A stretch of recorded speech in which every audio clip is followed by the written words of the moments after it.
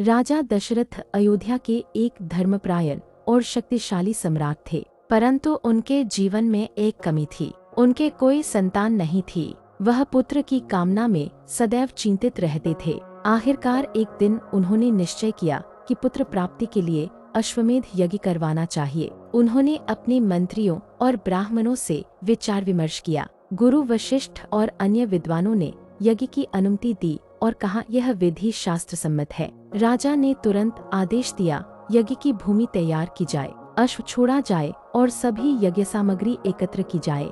राजा ने अपनी रानियों से भी कहा, मैं पुत्र की प्राप्ति के लिए यज्ञ करूँगा। यह सुनकर रानियां अत्यंत प्रसन्न हुईं, जैसे वसंत में खिले फूल।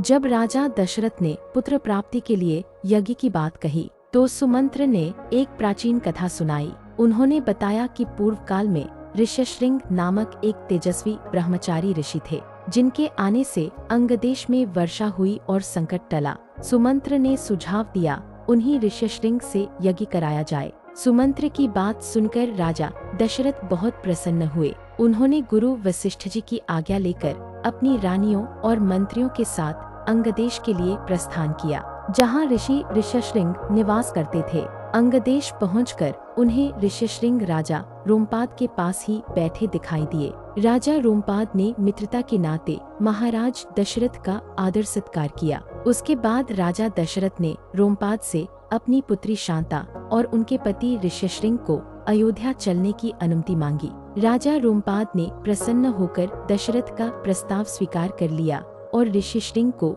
अयोध्या जाने को कहा। ऋष्यशृंग ने भी अपनी स्वीकृति दे दी। इसके बाद राजा दशरथ ने अपने दूतों को अयोध्या भेजकर पूरे नगर को सजाने का आदेश दिया। वे स्वयं ऋष्यशृंग को साथ लेकर शंख और नगारों की ध्वनि के साथ सजे धजे नगर में प्रवेश किए। नगरवासियों ने ऋष्यशृंग का इंद्र के समान पराक्रमी दशरथ के साथ प्रवेश करते हुए उसी प्रकार सत्कार किया, जैसे देवताओं ने इंद्र के साथ वामन जी का किया था। अंतःपुर में राजा दशरथ ने ऋष्यशृंग का शास्त्र विधि के अनुसार पूजन किया।